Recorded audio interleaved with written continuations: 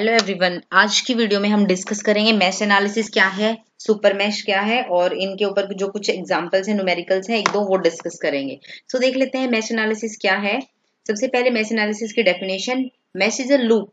क्या है ये? एक तरीके से लूप है। It does not consist of any inner loop. मतलब अगर आपने एक कोई लूप डिफाइंड किया कि ये एक मैश है, एक लूप है, तो उसके अंदर एक और लूप नहीं बनेगी। जैसे कि मैंने ये वाला एक डायग्राम बनाया हुआ है, अगर आप देखोगे तो यहाँ पे ये एक लूप बन गई M1 या मैश बन गया M1 M2, तो अब इसके अंदर एक और लूप नहीं बन सकती। ठीक है। Next point, when the network is drawn on a plane without any crossover then it is called as a planar network. तो जो मैश एनालिसिस है एक्चुअली वो प्लेनर नेटवर्क के ऊपर ही अप्लाई होती है। जो मैश एनालिसिस को जहां पर भी हम यूज करेंगे वो प्लेनर नेटवर्क पे अप्लाई होगी। और प्लेनर नेटवर्क क्या होता है? वो जो भी नेटवर्क बिना किसी क्रॉसओवर के ड्रॉन किया जा सकता है उसको हम प्लेनर नेटवर्क बोलते हैं। तो जैसे कि मान लो आपके पास ये वाला एग्जांपल है, ये तो प्लेनर है, इसके अंदर कोई क्रॉसओवर नहीं है, लेकिन इसके यहाँ पे देखो ये क्रॉसओवर है। तो आप एक तरीके से बोलना चाहोगे कि ये नॉन प्लेनर है, लेकिन नहीं, ये नॉन प्लेनर नहीं है। इसके अंदर क्रॉसओवर तो है, लेकिन हम इसको बिना क्रॉसओवर के भी ड्रॉ कर सकते हैं। मतलब कोई भी नेटवर्क जिसको आप क्रॉसओवर के बिना ड्रॉ कर सकती हो वो प्लेनर होगा। जैसे जब आप इसको ड्रॉ करोगे तो आप इस तरीके से इसको ड्रॉ कर सकते हो। एक बार आप करके देख लेना, तो ये क्या हो जाएगा? एक तरीके से प्लेनर नेटवर्क हो जाएगा। तो यहाँ पे मैश अप्लाई होगा। लेकिन अगर आप इस नेटवर्क की बात करोगे, ये जो रेजिस्टेंस है वो इसी जो लाइन है उस पे है, ये कंबाइन लाइन है इस तरीके से। तो ये जो क्रॉसओवर है यहाँ पे, इसको आप विदाउट क्रॉसओवर इस डायग्राम को ड्रॉ ही नहीं कर सकते। क्रॉसओवर आएगा ही आएगा जैसे भी आप ड्रॉ करोगे। तो ये आपका क्या हो जाएगा? Non planar. तो इसका मतलब क्या हुआ? यहाँ पे मैश जो है वो अप्लीकेबल नहीं है। जो मैश एनालिसिस है वो, ये पॉइंट क्लियर होगा। अब जो है मैश एनालिसिस वो हम किस तरीके से मतलब अप्लाई करते हैं, उसका जो प्रोसीजर है वो क्या है। जैसे ये एक न्यूमेरिकल है आपके पास, अगर मैं इसके प्रोसीजर की बात करूं तो प्रोसीजर इसका हो जाएगा, सबसे पहले आपको क्या करना है, आपको आइडेंटिफाई करना है नंबर ऑफ मैश कितनी है, मतलब नंबर ऑफ लूप कितनी बन रहे हैं। ये आपका फर्स्ट स्टेप है। सेकंड स्टेप क्या हो जाएगा, उसमें आपको हर एक में करंट की डायरेक्शन असाइन करनी है। तो नॉर्मली हम करंट की डायरेक्शन यही लेते हैं, ऐसे इस तरीके से I1 I2 इस तरीके, जैसे मैंने I1 I2 बता रखा है ऐसे। तो हम उसमें क्या करेंगे, करंट्स को डिफाइन करेंगे। I1 I2 I3 उनकी जो डायरेक्शन है उसके साथ में हम करंट असाइन कर देंगे। थर्ड वन क्या आएगा, जैसे ही आपने करंट को असाइन किया आप उसमें क्या अप्लाई करोगे, KVL। तो आपके पास में कुछ इक्वेशंस आएंगे। कितनी इक्वेशंस आएंगी? जितने आपने करंट्स जो है असाइन किए हैं। लाइक दो किए हैं तो दो इक्वेशंस इजिली बनेंगे। यहाँ पे KVL लगेगा, एक यहाँ लगेगा। ठीक है। उसके बाद में फोर्थ स्टेप क्या आ जाएगा, जो भी आपके पास इक्वेशन आई है उनको सोल्व करना। तो आपके पास करंट्स की वैल्यू आ जाएगी। इस तरीके से ये जो है वो मैश एनालिसिस का या मैश जो है आप लूप लगाते हो उसका एक प्रोसीजर है कि किस तरीके से आप अप्लाई कर सकते हो। ठीक है। उसके बाद एक पॉइंट और आता है कि टोटल नंबर ऑफ इक्वेशंस कितनी बनेंगी। जैसे मैंने आपको बताया टोटल नंबर ऑफ इक्वेशंस कितनी बनेंगी, जितने टोटल नंबर ऑफ मैश होंगी, क्योंकि उतने नंबर ऑफ करंट्स को आप ड्रॉ करोगे। तो एक तरीके से एक रिलेशन बन जाता है कि नंबर ऑफ इक्वेशंस कितनी बनेंगी यहाँ पे, अगर आपसे डायरेक्ट पूछ लिया जाए तो जितनी नंबर ऑफ मैश होंगे। ठीक है, जितने नंबर ऑफ उसके अंदर लूप बनेंगे। दूसरा आप क्या भी बोल सकते हो, अगर किसने पूछ लिया टोटल नंबर ऑफ इक्वेशन का, एक और अगर मैं नोट पॉइंट बताऊं आपको total number of equation find करने का, तो एक फॉर्मूला होता है B-N-1। एक ये फॉर्मूला होता है टोटल नंबर ऑफ इक्वेशंस को फाइंड करने का। तो यहाँ पर B क्या है, B आपका हो जाएगा, 1 सेकेंड,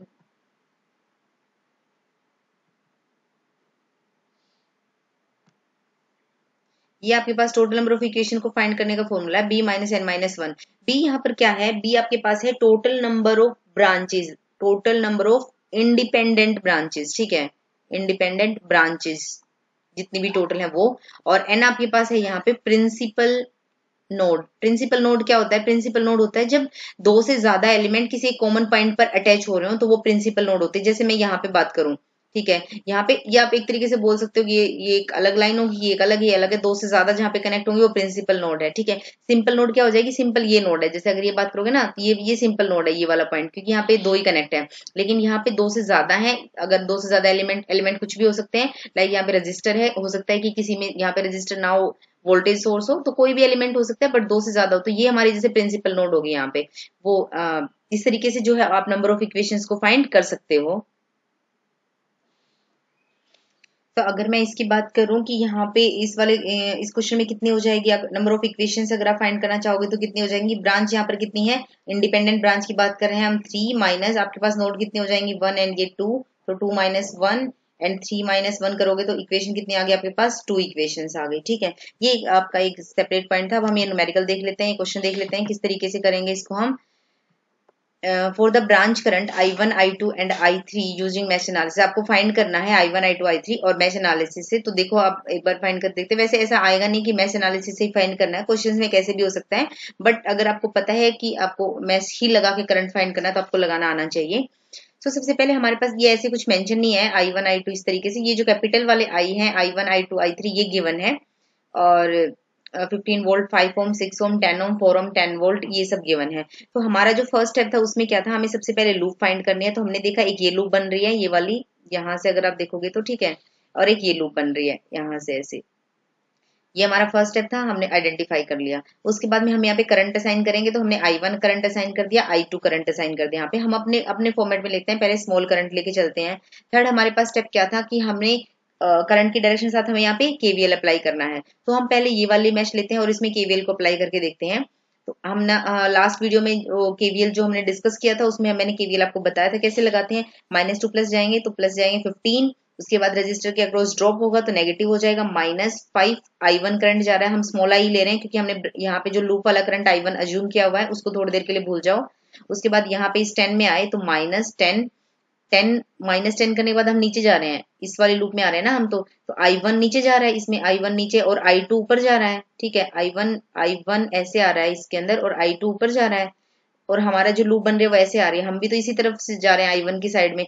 तो हम जो करंट लेंगे वो क्या आएगा, I1 माइनस I2, रजिस्टर के अक्रॉस जो करंट का ड्रॉप हो जाएगा कितना 10 माइनस जो सॉरी वोल्टेज ड्रॉप होगा वो कितना होगा -10 -10 इंटू I1 माइनस I2। ठीक है, +2 माइनस आए तो -10 volt which is equals to 0। ये हमारे पास एक इक्वेशन बन गई, आप इसको सॉल्व करोगे आपके पास आ जाएगा 3I1 minus 2I2 equals to 1। अब अगर हम सेकंड वाली लूप की बात करें तो सेकंड में आप लूप लगाना शुरू करो, यहाँ से माइनस से प्लस गए तो +10 माइनस ये आपके पास 10 है, 10 इंटू हम ऊपर जा रहे हैं, हमारी जो डायरेक्शन है वो ऊपर है, करंट की डायरेक्शन ऊपर है, तो I2 नीचे कितना आ रहा है, यहाँ पे इस ब्रांच में करंट एक कॉमन है ना I1, तो I1 को यहाँ से माइनस कर देंगे। उसके बाद ड्रॉप आएगा नेक्स्ट -6, जो करंट है वो कितना है I2, उसके बाद 4 आएगा -4 I2 which is equals to 0। तो यहाँ से जब इसको आप सोल्व करोगे तो आपके पास में एक सेकंड इक्वेशन बन के आ जाएगी, ये वाली इस तरीके से आपके पास सेकंड आ जाएगी I1 is equals to 2I2 minus 1। तो जैसे आपके पास देख लिया आपने दो इक्वेशन है, दो अननोन है, I1 I2 दो अननोन है, दो इक्वेशन है, आप इजीली सोल्व कर सकते हो। दो इक्वेशन दो अननोन, आपके पास दोनों की वैल्यू निकल के आ जाएगी I1 I2। और जैसा कि आप देख सकते हो I1 कैपिटल के इक्वल है, I2 कैपिटल के इक्वल है, एंड I3 किसके इक्वल हो जाएगी I1 माइनस I2 के, क्योंकि I3 इसने जो अज्यूम किया हुआ है इस ब्रांच में, I3 इसने ये अज्यूम किया हुआ है। तो बिना वजह तीन अननोन लेने का कोई मतलब नहीं बनता, जब हमें पता है कि इस वाली ब्रांच के अंदर जो करंट आएगा वो इन दोनों का डिफरेंस आएगा। तो आप देख सकते हो फिर जो भी इसमें से बड़ा है I1 I2 जो है दोनों इक्वल है, तो I3 कितना आ जाएगा 0 आ जाएगा। तो इसका मतलब क्या हुआ, उस वाली ब्रांच के अंदर कोई करंट जाएगा ही नहीं। ठीक है, जो जा रहा है I1 I2 डायरेक्ट I1 और I2 वहां बाहर फ्लो करेगा। ठीक है, तो ये काफी अच्छा क्वेश्चन था। वैसे I3 की वैल्यू अगर फाइंड करनी पूछ ली जाए, सिर्फ I3 पूछ लिया जाए ऐसे क्वेश्चन में, तो आप सोच भी नहीं पाओगे कि I3 0 भी हो सकता है, तो आप इजिली निकाल सकते हो। नेक्स्ट देख लेते हैं question, find loop current for the network shown. इसमें आपको फाइंड करना लूप करंट, तो वो आप सोल्व करोगे। मैं सिर्फ आपको इसमें इक्वेशन बताना जो है इक्वेशन बनाना बता देती हूँ, आप सोल्व कर लेना इसको। ये आपके पास एक क्वेश्चन है, इसमें I0 यहाँ पे ये गिवन है, लेकिन हम क्या कर रहे हैं, हम यहाँ पे अपना I1 I2 I3 मान के चल रहे हैं। तो हमने देखा कि लूप यहाँ पे कितने बनेंगे, ये एक I1 ये आ गया, ये I2 आ गया। ये करंट की डायरेक्शन हमेशा ऐसे ही लेना, कंफ्यूज नहीं होगा, ऐसे उल्टा मत ले लेना किसी में भी, ये ऐसे। ठीक है, तो I1 I2 I3 इस तरीके से सेपरेट कर लिया। मैं इसमें डिफाइन कर देता हूँ I3, ये आपका ऊपर हो जाएगा I2 और ये आपका हो जाएगा I1।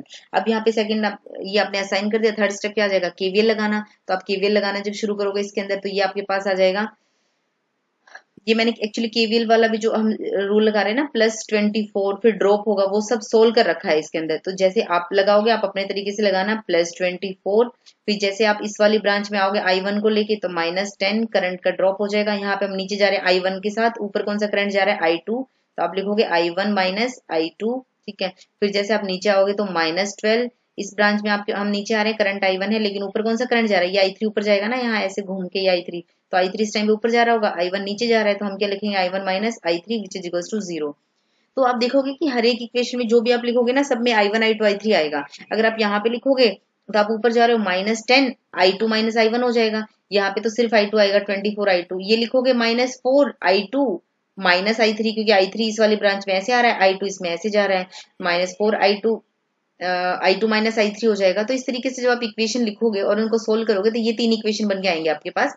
I1 I2 I3 जो है उनकी फॉर्म में 3 अननोन आपके पास, और आप जो है इक्वेशंस को फाइंड कर सकते हो इजीली। वैसे ये क्वेश्चन आपका इस तरीके का एग्जाम में नहीं बनेगा, सिर्फ ये मैंने प्रैक्टिस के लिए डाला है कि आप जो है इक्वेशंस किस तरीके से फॉर्म कर सकते हो अगर आपके पास इस तरीके से बड़ा आता है तो क्वेश्चन आता है। और वैसे इस फॉर्म में आएगा तो इसका जो सॉल्यूशन है वो भी काफी लेंदी हो जाएगा, तो गेट वेट में इस टाइप का क्वेश्चन नहीं बनेगा, लेकिन आपको इक्वेशन बनाने की प्रैक्टिस हो जाएगी इस क्वेश्चन से, ठीक है। अब हम देखते हैं सुपर मैश क्या है, ये काफी ज्यादा इंपॉर्टेंट है। सुपर मैश टेक्निक को हम एक्चुअली कहाँ यूज करते हैं, when the current source branch is common for two meshes it is possible to find solution by using super mesh technique। क्योंकि बिना वजह आप इक्वेशंस को लेंदी करोगे, क्वेश्चन को लेंदी करोगे, तो उसमें क्या, अगर आपके पास एक करंट सोर्स जो है दो मैश के बीच में कॉमन है तो आप वहां पे सुपर मैश को अप्लाई करोगे। अप्लाई करना मैं आपको अभी बता देती हूँ। इसमें नोट करने वाला पॉइंट क्या है कि जब भी आप मैश लगाते हो कहीं पर भी, जो मैश एनालिसिस हमने ऊपर किया तो आपने देखा होगा हमने क्या अप्लाई किया था, केवीएल, और अगर कहीं जरूरत पड़ती है तो ओम्स लॉ अप्लाई होगा। मतलब जैसे मान लो आपके पास कोई भी सर्किट था, आपने यहाँ पे केवीएल लगा दिया और यहाँ पे कोई एलिमेंट था उसमें उसने दे दिया प्लस माइनस वीएक्स कुछ करके, और I1 करंट फ्लो कर रहा है, तो हमने I1 के अकॉर्डिंग केवीएल लगा दिया, और I1 की वैल्यू फाइंड करने के लिए हमें इस एलिमेंट पे ओम्स लॉ भी लगाना पड़ेगा। तो इस तरीके से दो इक्वेशन बन जाती है आपके पास, केवीएल से भी और ओम्स लॉ से भी। लेकिन जब हम सुपर मैश लगाते हैं ना, तो सुपर मैश में हमेशा आपके पास 3 इक्वेशन बनेगी, केवीएल लगेगा, केसीएल लगेगा और ओम्स लॉ भी लगेगा। अब केसीएल क्यों लगेगा, क्योंकि मैंने आपको बता दिया कि करंट सोर्स जो है वो दो मैश के बीच में क्या है, कॉमन है।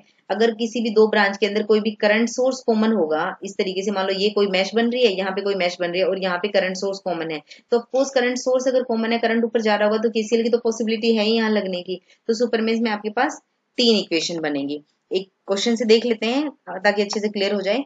ये देखो, फाइंड लूप करंट, ये आपके पास क्वेश्चन गिवन है, 15 वोल्ट ये यहाँ पे है, 2 ओम है, यहाँ पे इसने दे रखा है कि इसके अक्रॉस जो भी वोल्टेज का ड्रॉप होगा वो Vx होगा।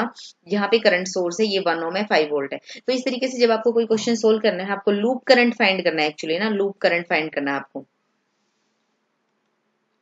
ये आप I2 मान लो, यहाँ पे स्मॉल आई ले लेते हैं, ठीक है। तो ये देख सकते हो आप, ये आपके पास एक मैश बन रही है, ये एक अलग बन रही है, उसके बीच में करंट सोर्स कॉमन है इस पॉइंट पर, तो यहाँ पे पॉसिबिलिटी है कि सुपर मैश लगेगा। अब सुपर मैश लगेगा कैसे, सुपर मैश लगने के लिए क्या होता है कि इस वाली ब्रांच को हम भूल जाते हैं, ये जो है ना करंट सोर्स को भूल जाओ और आप एक डायरेक्ट यहाँ पे केवीएल लगा लो पूरे में, ये ऐसे इस तरीके से, मतलब +12 का यहाँ पे 2i के अक्रॉस जो ड्रॉप है वो, 1 के अक्रॉस जो ड्रॉप है वो, और 5 वोल्ट का आप यहाँ पे सीधा एक सुपर मैश जो है वो लगा सकते हैं, इसलिए इसको सुपर मैश बोलते हैं। लगाते कैसे देखो, अब इसमें ये देखो, मैंने पूरे में बोला ना, पूरे में लगा सकते हैं। कैसे लगा सकते हैं, -2 +15, यहाँ पे वोल्टेज का ड्रॉप होगा तो करंट कितना फ्लो कर रहा है इस ब्रांच में, I1, तो -2I1 आ जाएगा। फिर हम जब ऊपर आएंगे तो इस वाली ब्रांच में तो I2 आ रहा है, तो 1 के अक्रॉस तो I2 ही जा रहा होगा, -1 × I2 +2 माइनस दे तो -5 विच इज इक्वल टू 0। तो हमने केवीएल लगा दिया, एक इक्वेशन बन गई।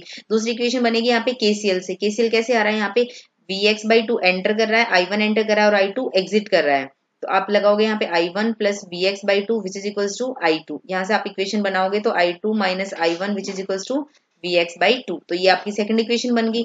अब यहाँ पे थर्ड एक और क्या बन रही है, इसने Vx दे रखा है यहाँ पे, तो Vx किसकी इक्वल है, जो 2 के अक्रॉस वोल्टेज का ड्रॉप हुआ है, वो कैसे निकालेंगे, हमें करंट गिवन है I1, तो ये आ जाएगा 2I1। तो इस तरीके से हमारे पास Vx की वैल्यू आ गई।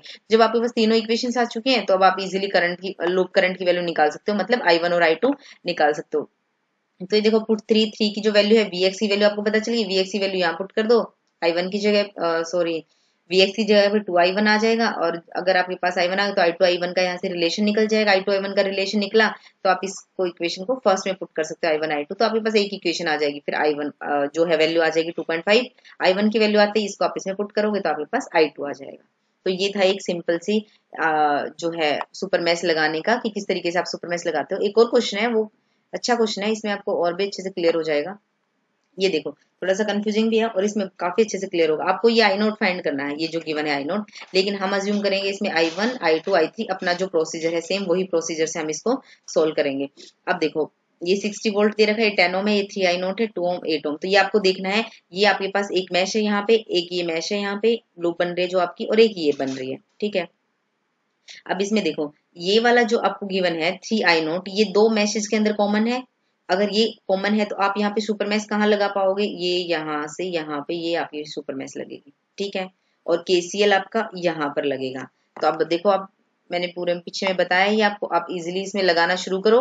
सबसे पहले आप लगाओगे ये वाला इसमें फर्स्ट इक्वेशन जो आपकी आ रही है वो, ये मैंने डायरेक्ट लिखा हुआ है, मैं इसमें लिख सकती हूँ इस तरीके से 4i1, ये आपका i1 है, 4i1 माइनस 2i1 माइनस यहाँ पे आपका बनेगा i3, ठीक है, i3, ये इस वाली ब्रांच में i3 ले लो, इस वाली ब्रांच में i2 ले लो, ठीक है।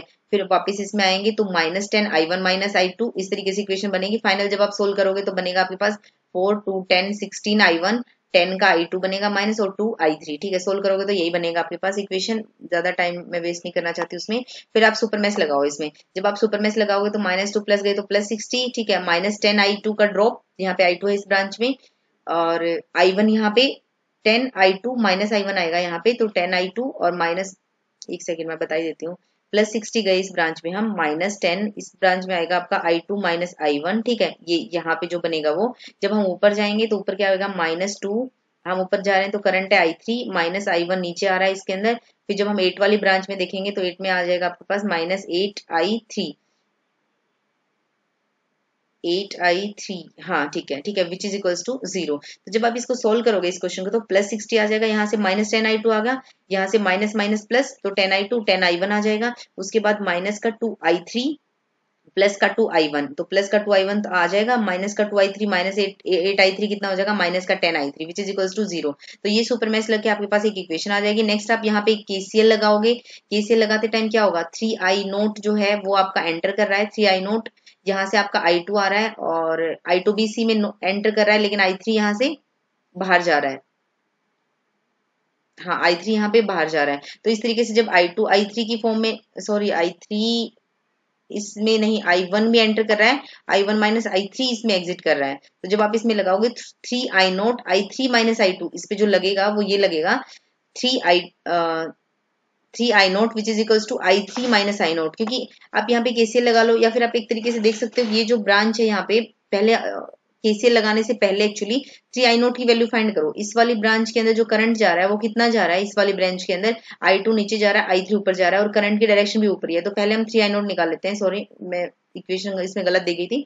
3i0 की वैल्यू कितनी हो जाएगी, i3, क्योंकि i3 की डायरेक्शन भी ऊपर की तरफ ही है, i3 माइनस i2, ठीक है। तो ये आपके पास आ जाएगा 3i0।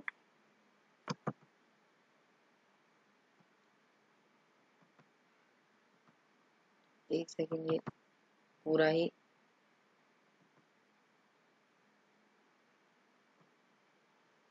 ये 3i0 जो है वो आपका ऊपर जा रहा है। इस वाली ब्रांच में जो आपका करंट आ रहा था वो i3 ऐसे जा रहा था, i2 ऐसे जा रहा है, तो i3 माइनस i2 जो है वो आपके पास कितना हो जाएगा, 3i0। एक इक्वेशन ये बन गई आपकी, ठीक है, ये यहाँ से बन गई। i0 आपको पता है कितना है, i1 के इक्वल है, ऊपर मेंशन किया हुआ था। यहाँ पे जब आप वैल्यू पुट करोगे i0 की जगह i1, तो ये इक्वेशन बन जाएगी आपकी। अब आपके पास में 1 इक्वेशन 2 3 इक्वेशन है, i1 i2 i3 और 3 अननोन है। आप इजिली वैल्यू फाइंड कर सकते हो। हमें तो सिर्फ i1 की चाहिए, i1, क्योंकि i1 जो है वो किसके इक्वल है, i0 के इक्वल है। ये i0 है, ये हमारा i1 था, तो हमें तो सिर्फ एक ही चाहिए है। तो इस तरीके से जो है आप इसको इजिली फाइंड कर सकते हो। यहाँ पे अगर आप केसीएल लगाओगे तो भी वही सेम आ जाएगा। आपको बस ध्यान रखना पड़ेगा यहाँ से कौन सा करंट आ रहा है, i1 आ रहा है, ऊपर i3 जा रहा है, तो माइनस करके करना पड़ेगा, या फिर आप इक्वेशन डायरेक्ट यहाँ से भी निकाल सकते हो, 3i0 किसके इक्वल हो जाएगा, ठीक है। So this is all about mesh analysis and super mesh analysis. I hope आपको ये पॉइंट क्लियर हो गया होगा।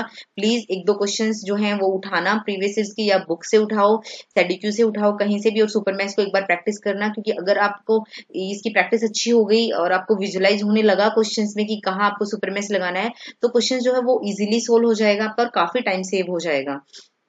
अगर आपको वीडियो यूजफुल लगी है तो प्लीज वीडियो को लाइक करना, शेयर करो, एंड जिसने भी चैनल को सब्सक्राइब नहीं किया है प्लीज चैनल को सब्सक्राइब करना। लिंक सारे जो है वो आपको डिस्क्रिप्शन बॉक्स में मिल जाएंगे, प्रीवियस वीडियोस के भी, केसीएल है, नेटवर्क के कुछ बेसिक्स हैं, केवीएल हैं, और बुक के जो लिंक हैं वो भी, सोशल मीडिया के लिंक है लाइक इंस्टाग्राम के, फेसबुक पेज, टेलीग्राम के, वो सब आपको डिस्क्रिप्शन बॉक्स में मिल जाएंगे। Thank you.